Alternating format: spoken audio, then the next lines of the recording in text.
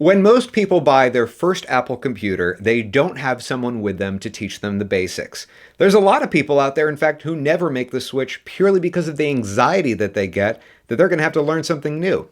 And then there are other people in the world who are just getting their very first computer and they don't even know where to start. Hello everyone, David A. Cox here with Tech Talk America, and every year for the last several years, I have created a class designed for these types of people. In this class, I'm going to cover all of the basics that you need to know if you're brand new to Mac. So whether you are in fact new or just need to brush up on the basics, hopefully you'll learn it in this class. I'm one of those people who believes that education should be available to everyone out there. So if this class helps you, I really love hearing your feedback. You can either leave me a comment down below, or for those of you out there who want to go the extra mile, if you want to send me an old school note, which I actually kind of enjoy, the P.O. Box information just appeared on your screen. Now, we are going to be covering a lot of information over the course of this class, and so to make it easier for you to learn some of this stuff, I've created a free, very simple PDF guide. You can get it right off of my website at techtalkamerica.com. How to use a Mac, Mojave edition. Coming up next on Tech Talk America.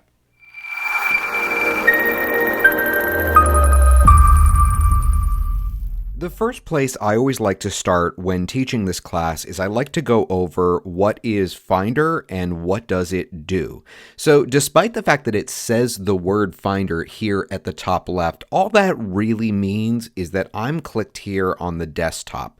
This space up here is always going to show you what application you're clicked into. If you're just simply clicked into the desktop, which is this opening screen that you see here, it's just going to say Finder at the top. However, you should know that Finder is this icon down here. Now, this bar that you see at the bottom of my screen is referred to as the dock, and all of these little icons, for the most part, represent applications that are on my computer that I tend to use fairly frequently. Now, you can customize your dock and put only the apps that you use, which I am going to go over in this class, but we're going to go over one thing at a time. First, I want to talk a little bit more about Finder. Anytime you're wondering, where does my stuff actually live in the computer? You can always get to it through Finder. So let's click on Finder in order to open up a Finder window. Now, if you're following along at home, you may notice, of course, that your screen might look a little bit different. So let's take a moment now to go ahead and set up your Finder preferences. So what you're going to do is go to the very top left of the screen where it does say Finder, and the second item down is Preferences.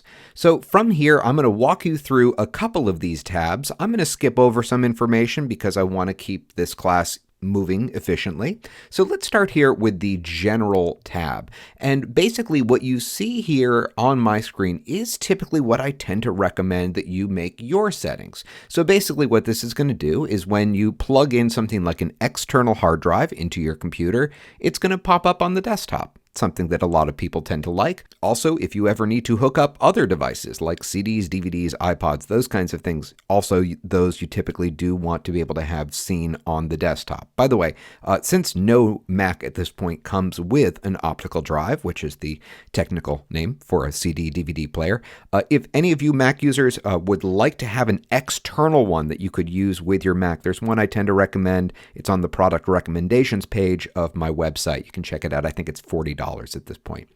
Also, I want to point out right here where it says new Finder window shows, and then you can tell it what window you want to open whenever you do open up a Finder window. So if I move this back, you can see here that in my case, I have it open the Documents folder. By default, when you first get your Mac, it tends to go to recent items. The reason why I don't recommend keeping it on that is because there's another way that you can access your recent files. And also, if you have any personal files, you may not want them showing up on the screen as soon as you open a Finder window. So for now, I would recommend that you change it away from recents and to some other location, whether it's the desktop, Documents folder, or if there's another folder on your computer that you would like it to open to, you can always go to Other and then direct it exactly where you would like it to open. At this point, we're going to skip over here to the Sidebar tab, and we're going to set up these preferences. Now, I'm going to adjust these screens just so I can put these next to each other so that you can see what we're doing here. So the items that you will see that are checked in this list appear on the Finder window that is currently beneath the window that we currently have open.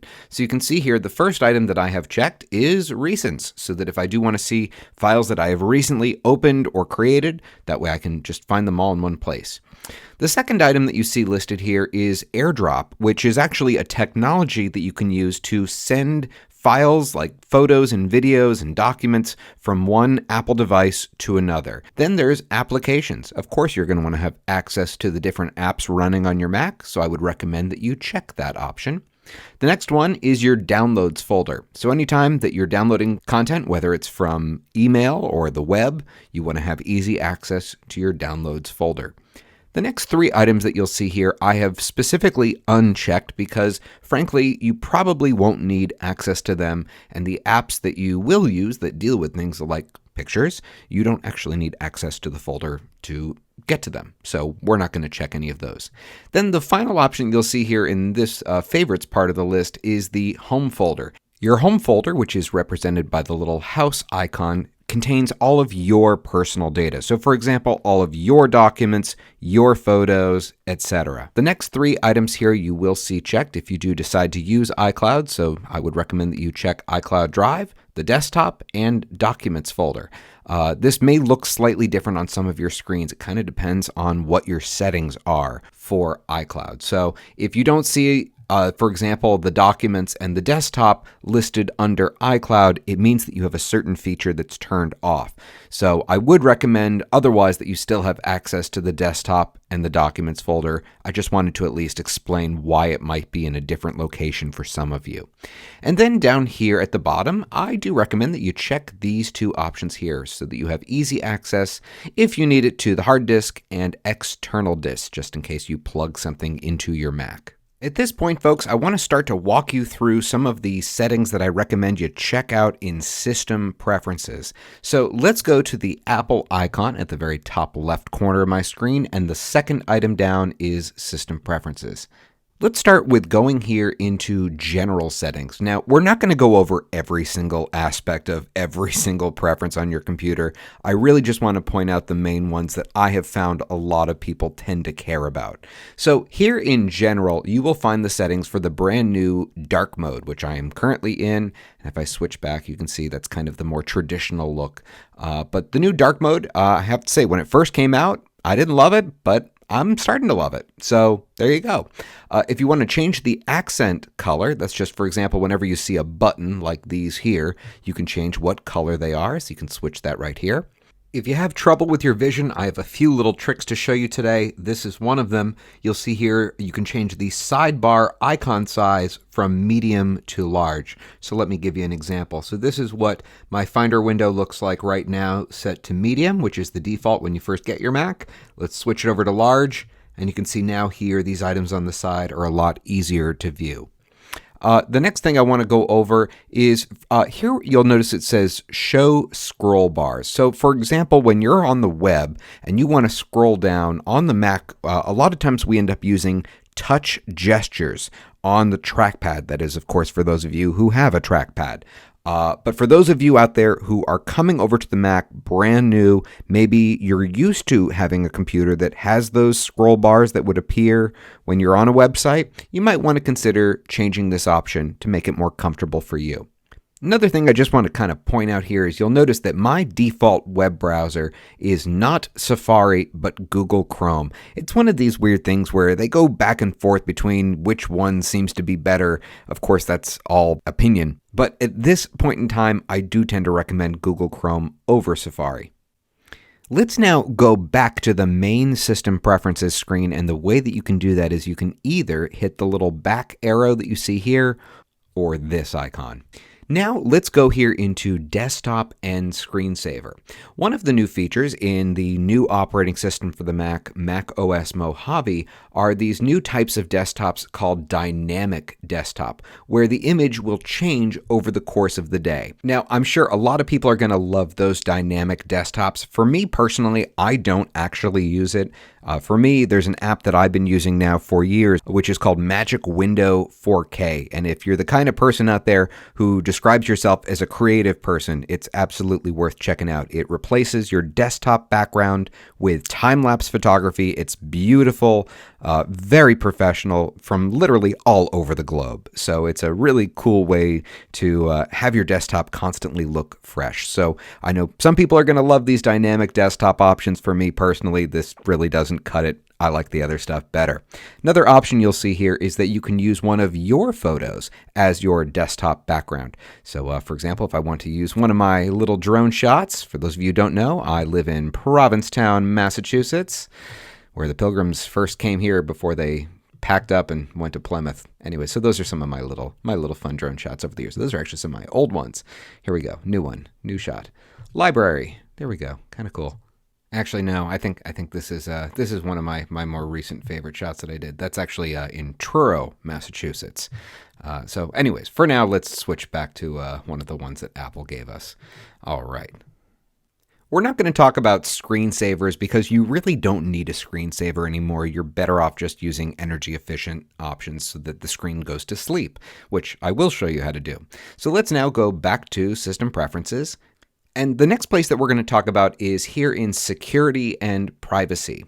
Now, the first tab that you'll see here is General, and this is one of the ways that you can change the login password for the user that you're logged into at the moment. The other way is going to be through Users and Groups.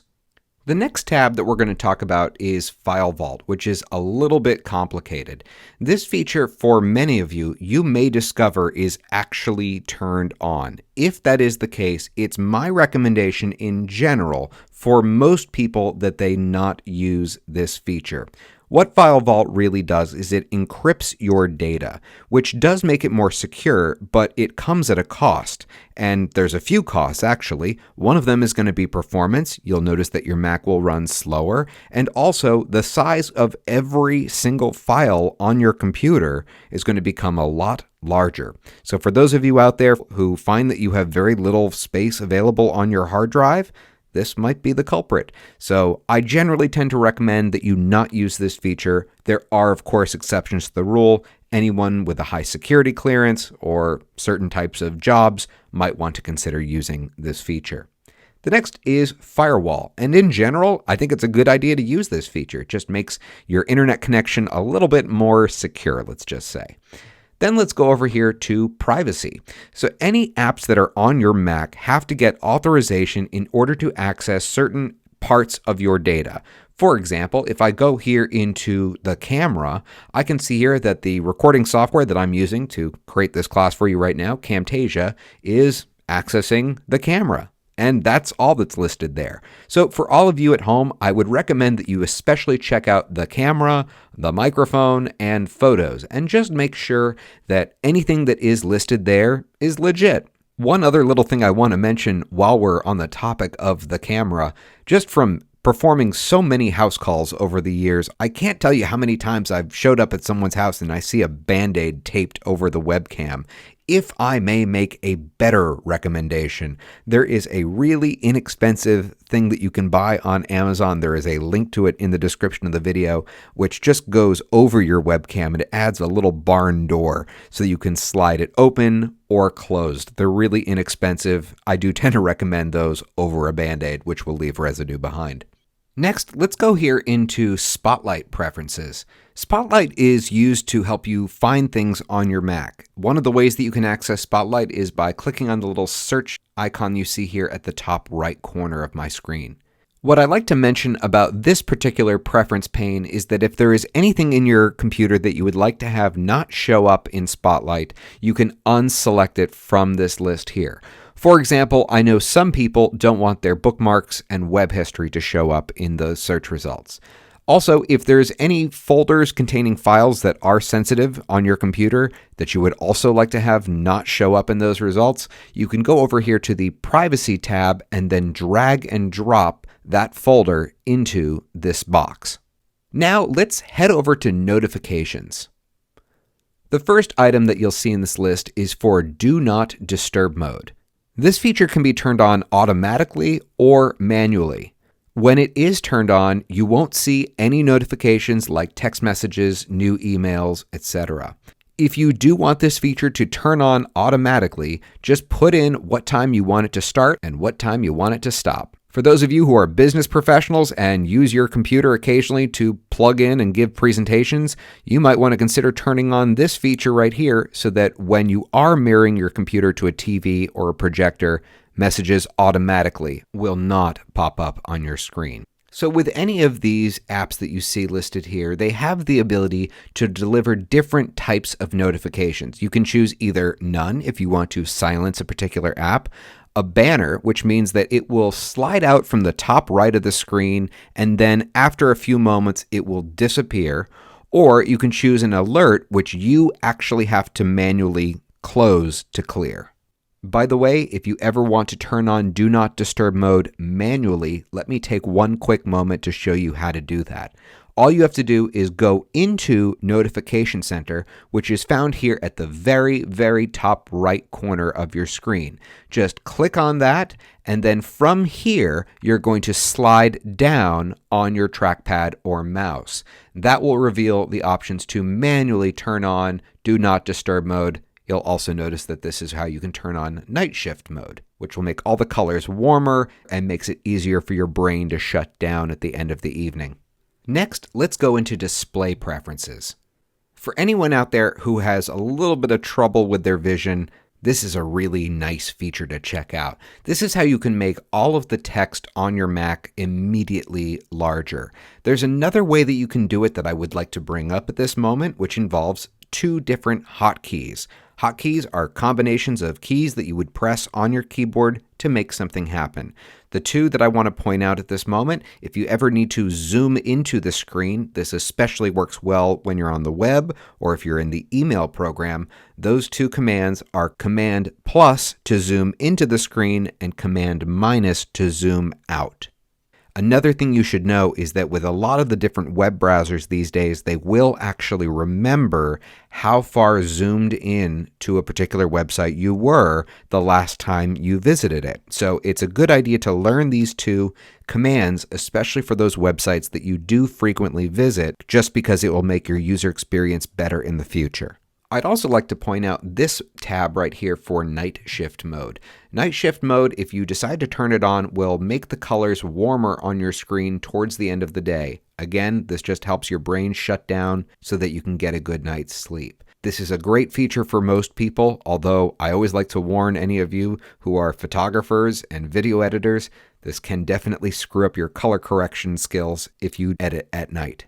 Now, let's take a few minutes to go into the energy saver settings, and I want to talk about a few features that you'll find here and also about a few other things that you can do to keep your Mac running strong. Now, depending on whether you're on a laptop or a desktop, these settings are obviously going to look different. For those of you who are on a laptop, obviously you want to make sure that your energy settings are a little bit more conservative when you are running off of your battery and more geared towards performance when you're plugged in.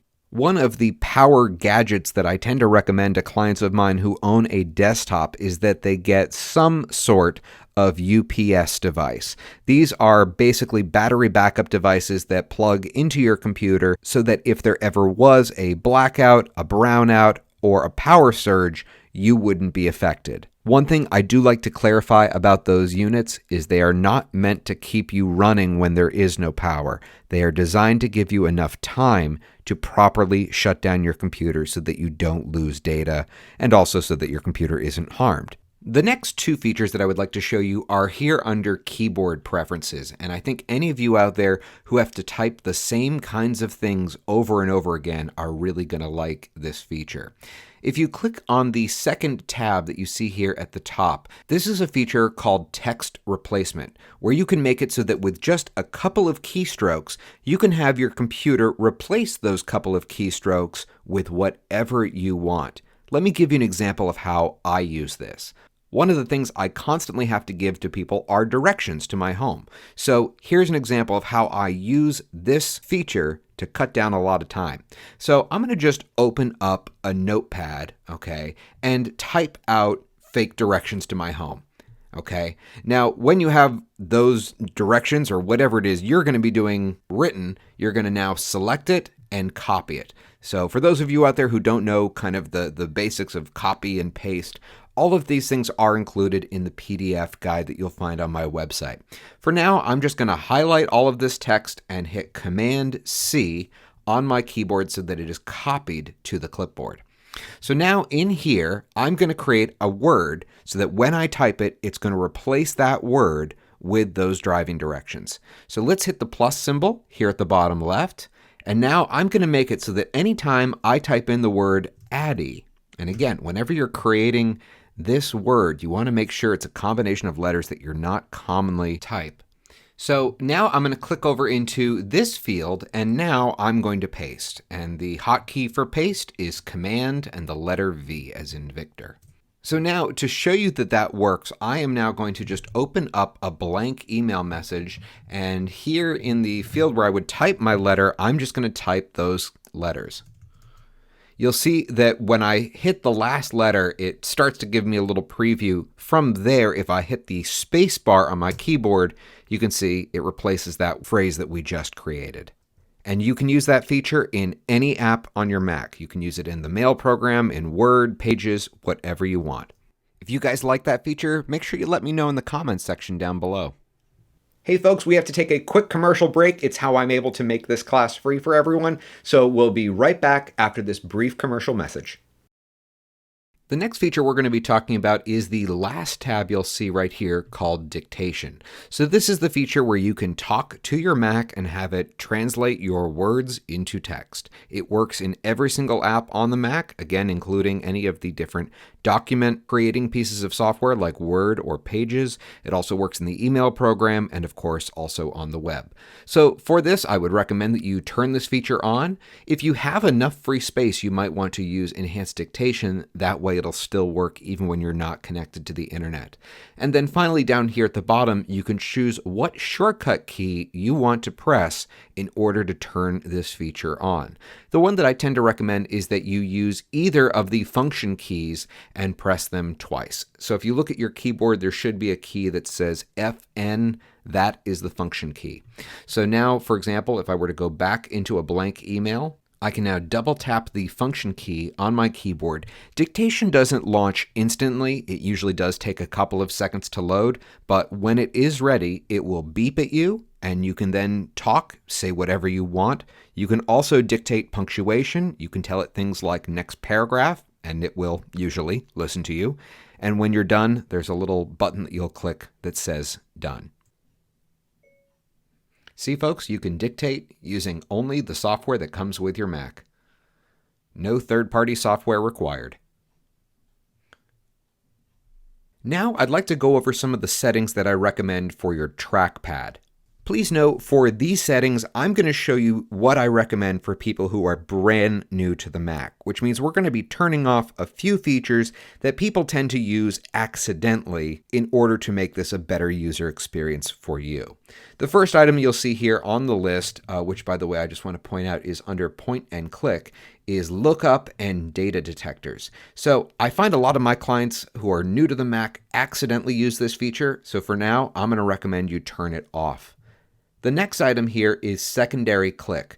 For anyone who is used to using a PC, you probably know a secondary click better as a right click. But for whatever reason, in Mac world, we refer to this as a secondary click.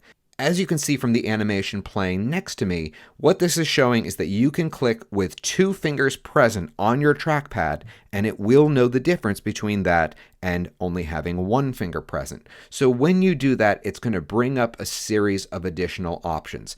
For example, if I try to use a secondary click when I'm on the desktop, you can see I get an option to create a brand new folder and a bunch of other options that we'll talk about some of those later on. The next thing you'll see here on the list is how firmly do you have to click into your trackpad in order to get it to respond. So sometimes when I'm working with people who have arthritis, it might be a good idea to lower that to light. Also, the tracking speed. So this is simply how fast do you want your pointer to move. In general, I tend to recommend you keep it somewhere around the middle. Now let's go over to the second tab, which is Scroll and Zoom. And as you can see from here, I tend to recommend that you just use this first option, just to make the scrolling direction natural whenever you're scrolling on things like the web, or for that matter, any application. And finally, let's move over to More gestures. Under here, you can see I would recommend that you use the first two options, skip the middle three, and then probably also use Launchpad. The first item that you'll see here is to swipe between pages. So for example, let's say you're on the web and you want to go back a page. You can swipe with two fingers starting at the left and moving to the right, and it will go backwards. And if you do the reverse, it'll go forwards a page. In order to show you this next feature, I need to actually go slightly off topic and cover how to close a window, minimize a window, and also how to launch full screen apps. So I have here minimized my website, and let's say I want to utilize the entire screen in order to view this. If you look up here at the top left corner, you'll see we have these three buttons. The green one is maximize. So when I click on that, it's going to take over the entire screen. So at this point, if I wanted to go back to my desktop, imagine my desktop as if it were just off to the left. What I would then do is use three fingers on my trackpad and swipe from left to right. And you can see I'm brought from that other window now back to my desktop. This is especially a great feature for anyone with smaller screens just because you're utilizing all of your screen's real estate. While we're here, I also do want to show you how to exit full screen mode. So I'm going to swipe with three fingers back from right to left. And now we're back into Google Chrome. So from here, if I wanted to exit full screen mode, depending on what app you're in, there's usually a couple of different ways that you can do it. Usually you can hit the escape key at the top left corner of your keyboard. You can also move your cursor to the very top part of the screen, at which point the menu bar will drop down and you'll see once again we have that green dot. So if I click it again, it restores the window so that now we're back on the desktop. The second button that you'll see here is amber in color, and when you click on that, it will minimize the window into your dock. So if you look here at the bottom right corner of my screen, you can see it right next to the trash can. If I want to bring it back, I just have to click on it. And then finally, all the way up here at the top left is the red button. One of the weird things about the red button, it's usually close, but in some cases, it's also quit. One of the weird places where it is also quit is the Photos app. But usually it is in fact close. Now you should know that there is a difference between quit and close. Basically, to break it down for you, if you close something like, let's say I close Google Chrome right now, you'll notice it does still say the word Chrome at the top left corner of my screen. That's because Chrome is still running. If I wanted to quit it, there's a couple of different ways that you could do it. The hotkey is Command Q. Or you can click on where it says the name of the application and you'll find it's the last item here. While we're here, another feature that I would like to show you is how to run apps in half screen mode. This doesn't work with every single app, but it does work with quite a few of them. I'm going to show you an example now, but the one that I tend to use the most where this applies is I like to run my email in half screen mode so that on the other half I can have my calendar. A lot of people in business will probably agree that you many times have to go back and forth between those two apps, so it really makes sense to use this feature. Let's go over how to do it. So I'm going to just open up the News app and the Stocks app. Both are brand new in Mac OS Mojave. I have to say I'm a really big fan of these. I think they're just super clean, a lot of fun to use, and they get you access to several different news sources. So if I want to watch both of these apps on the same screen, here's how I can do that. Up here where I would normally press the green button to launch it into full screen mode, instead of just simply clicking and releasing it, now in order to send it into half screen mode, I'm going to press and hold it. And you'll see that when I do that, I can now drag this window either to the left-hand side or the right-hand side, and you'll see how it lights up in order to indicate that. So let's drop this on the left-hand side, and now I have to click on another app. In this case, the only other app that I have open is the News app, so now that will run on the other half of the screen. Now, if you don't want it to be perfectly 50-50, you can also grab this bar in the middle and you can drag it either to the right or left. So you can see it'll give one app dominance in this case. Whereas if I drag it to the other way, there you go. Before we wrap up trackpad gestures, I want to go over this last item, which is Launchpad. Now, Launchpad is the same thing as this little spaceship icon that you see down here at the bottom left. Launchpad is also the exact same thing as going into Finder and going to the Applications folder. It just makes it look a little bit like an iPad. So as you can see here from the animation playing to the right, all you have to do is start with 4 fingers wide on your trackpad and then bring them together, and you'll see all of the apps that are on your Mac. Now, if you're like me and you have a little bit of an app collecting problem, if you swipe with 2 fingers to the right, or sorry, from the right to the left rather, you can go to page 2. So if you have multiple apps, you can swipe through those and you'll see you have several different ones there.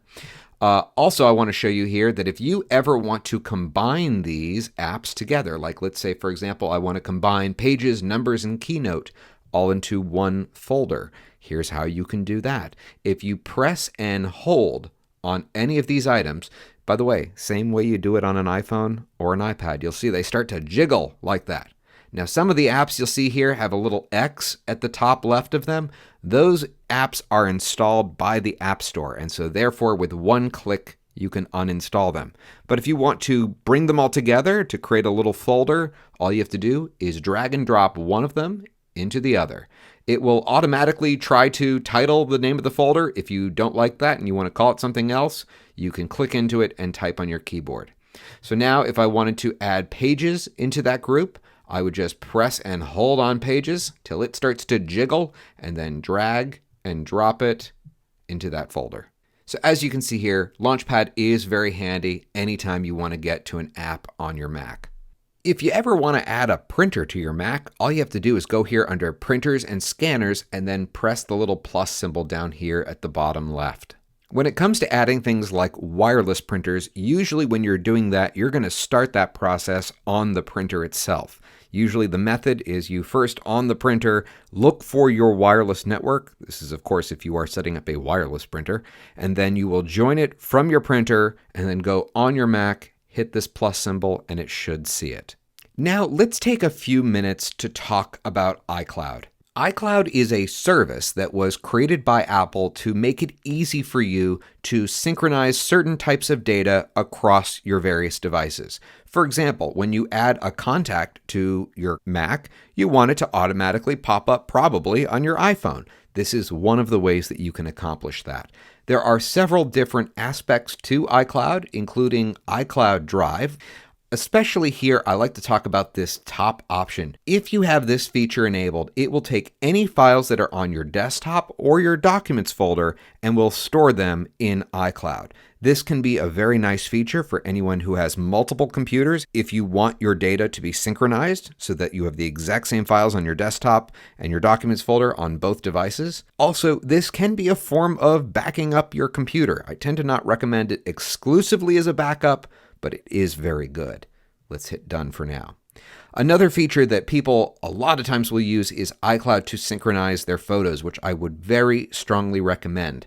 Now, the thing that's a little bit tricky about this is that I might recommend different settings on your computer compared to your iPhone or your iPad. The reason why I bring that up is that a lot of people don't get a lot of storage on their iPhone or iPad, so a lot of times you do want to use all of these features for your computer, but maybe not all of them in the case of your mobile devices. It's a case-by-case situation. Other items that you can synchronize through iCloud include, of course, your contacts, calendars, reminders. If you choose to use Safari, you can synchronize that data as well. Notes, Siri history, keychain information, which is basically a way of storing your passwords. Personally, I'm not a big fan of keychain. I've always felt that Apple has really fallen behind when it comes to making this feature user-friendly so that it's easy to interpret. So if you're looking for a good way to store your passwords, there's an app that I would recommend you check out called LastPass. I'm going to be doing a class on it coming up soon, so stay tuned. Other types of data that you can synchronize are your news topics, stock information, and for those of you who have smart home products, you can synchronize your HomeKit information as well. If there are any other types of accounts that you would like to tie to your Mac, for example, most likely an email service of some sort, you can go here under Internet Accounts, select the service that's listed here, or if you have to add it in manually, you can click down here. I hope you're enjoying the class so far, folks. We have a lot more to cover. We'll be right back after this quick commercial break. At this point, folks, I want to show you a very handy trick that you will probably need at some point on your Mac. Right now, I want to show you what to do if an app should ever crash or become unresponsive. If you're used to using a PC, I'm sure you're well familiar with Control-Alt-Delete. On a Mac, it's a little bit different. It's Command-Option-Escape. And so those are the three keys that you would hit at the same time if you ever need to force quit an app. The other way that you can do it is you can go to the Apple icon at the very top left corner and then go into Force Quit. By the way, that Command-Option-Escape hotkey is covered in the PDF guide, which is free and you can download from my website. So if, let's say, the Stocks app was crashing or becoming unresponsive, it would appear red. From this list, I would just click on it, hit Force Quit, and then carry on with my business. Let's now take a couple of moments to talk about some of the items you'll see at the top right corner of my screen, starting with Notification Center. There are two tabs that you'll see here under Notification Center, including the Today view and Notifications. As I mentioned earlier, if you ever want to get to the options to enable Do Not Disturb mode or Night Shift mode manually, which by the way also includes disabling either of those manually, all you have to do is scroll down from this screen and it will reveal those two options. Below, you'll see helpful information like the weather, upcoming appointments on your calendar, stock information, etc. If you want to customize any of these fields, all you have to do is go into the Edit button at the bottom. And then if you wanted to move any of these sections, you can simply drag and drop them to whatever order you like. You'll also probably see a few items here on the side, which if you would like to add, all you have to do is hit the little green plus button. The next icon that you'll see here at the top right is one of the ways that you can access Siri, which is the personal assistant that sometimes listens to you. You can click on that button. Another way that you can do it is you can hit this icon should you see it in your dock. Or if you want to use a hotkey, all you have to do is press and hold the Command key and the spacebar at the same time. Siri can do a lot of different things from composing messages and emails to checking sports scores and finding out movie show times. One of the skills that I always like to make sure I teach during this class is how to select multiple items on your Mac. So this is a basic skill that you will use all the time in different contexts. For example, maybe you're in the Photos app and you want to delete a bunch of photos. Or maybe you're in your email and you want to print a bunch of messages. Sometimes they're going to be in order. Other times they're not going to be in order. So I want to show you how to tell the computer to do something to multiple items. I'm going to explain this in the context of the Contacts app.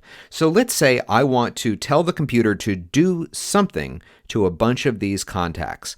If they are not in order, the way you're going to do it is hold the Command key down on your keyboard and you're just going to click on the items that you want to select. So you'll see here that as I am clicking, each of these items is becoming highlighted. So for example, if I wanted to drag all of these contacts into a group, I can now click and drag one of them and bring them all into my book club. Let's show you how to select items that are consecutive. So if I want to do something with every contact from al dente down to Valtrex, all I have to do is click on the first one, hold the Shift key, and then click on the last item. And you will see here that everything in between is highlighted. And yes, I did have fun preparing for this segment. So now if I wanted to drag them in, I could do that. If I wanted to delete them, I could hit the Delete key on my keyboard. You get the idea.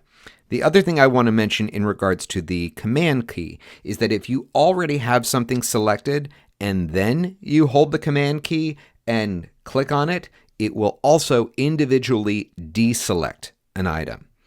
The final method of selection that I like to cover is how to tell the computer to do something to everything. The universal command for select all is Command and the letter A. The next thing I want to show you is how to use a new feature in the Mac called Stacks in order to organize your desktop. So as you use your Mac, it's very easy to use your desktop as a holding tank whenever you're dealing with files, and so it can become a bit cluttered over time. One of the ways that you can take care of that is to use Stacks, and all you need to do to enable it is secondary click on your desktop. From there, hit Use Stacks, and by default, it'll group all types of files together. So for example, if I need to access one of those images that you just saw on my desktop, I can click here into this stack, it opens up, and now I could click on any of these photos to open it. If I want to close the stack, I just click it again. Now I would like to show you how to customize your dock, including how to add or remove any icons from this list. So let's look at Clean My Mac 10 here. A great little app. If you want to just keep your Mac running fast, you can find a link to it, by the way, on my website. Let's say I want to remove it from my dock at this point. All I would need to do is either secondary click, which will reveal a hidden menu, then go here under Options and hit Remove from Dock. Or there is a second way. You can simply drag and drop that icon out of the dock, and as soon as you hit about 2/3 of the way towards the top of the screen, you should see a little remove button appear. And then if you just let go, you'll see poof, it magically disappears. Now, a lot of times when I'm working with people, they accidentally do that. So I want to show you how to re-add an application to your dock. Remember, all you need to do is go to where it lives and then drag and drop. So, because Clean My Mac 10 is an app, all I need to do is go into Finder, go into Applications from there.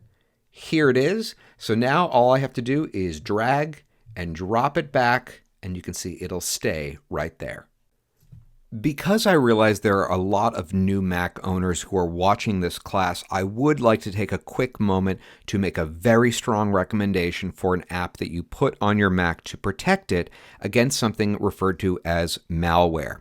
Now, if you're used to using a PC, there's a lot more threats that exist for PC users, which sometimes makes Mac users overly confident. There are risks that exist. The thing is they're not usually as bad compared to some of the viruses that are out there for Windows. So the piece of software that I recommend to every single one of my clients, without any exceptions, is Malwarebytes, and I would like to take a couple of moments to explain it to you. Now, if you don't already have Malwarebytes, there is of course a link down below. You'll also see right at the very top of my website, there's a link here. Now, you can either go with the paid version or the free version. Here's the difference. The paid version will prevent your computer from getting malware in the future. The free version will remove any malware if you already have it. Now, recently I did a very thorough class about this piece of software, and there was a comment that popped up that I would like to address really quickly with all of you. So if you go here to the buy or try button, it's going to open up this website. So as you can see here, yes, you can buy Malwarebytes right through here, but if you are looking for the free version, you have to scroll down a little bit and click here where it says download 14-day trial. Now that wordage is pretty misleading because the thing is that the trial part is just for the premium features. The part that a lot of people should be concerned with is this right here, which is the ability to remove malware and spyware. And even after that 14-day trial expires, it will still be able to do it. So I wanted to at least clarify that. Now, to be clear, I absolutely do recommend the paid version of this software. I just want to mention that if you don't go with the paid version, at least get the free version. As you can see here, the interface is very, very simple. All you have to do is hit Scan Now, and it will look for any potential spyware or malware on your computer. Now, if Malwarebytes ever does find something, there's a few other tricks that you should probably be aware of that you can take to prevent your computer from becoming reinfected. To learn more about that, check out my class that goes over this app more thoroughly. A link should have just appeared at the top, or there's one down below. One of the new features that you'll find in macOS Mojave is a feature called Continuity Camera.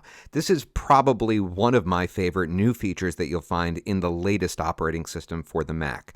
Now, in order for this feature to work, you also need an iPhone or iPad that is running at least iOS 12. In order to use this feature, just secondary click wherever you want. You can do this in the desktop. Also, a very handy place is email. And you'll notice that one of the options is import from your iPhone. And you can use this feature to scan photos or documents. It'll then launch the camera on your mobile device, and then you can take a photo of it. If it is a document, it'll be sent as a PDF. If it's an image, it'll just be a JPEG.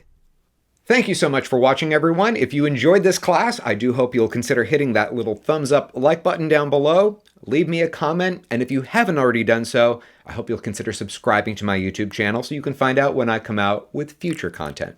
This is David A. Cox with Tech Talk America. Class dismissed.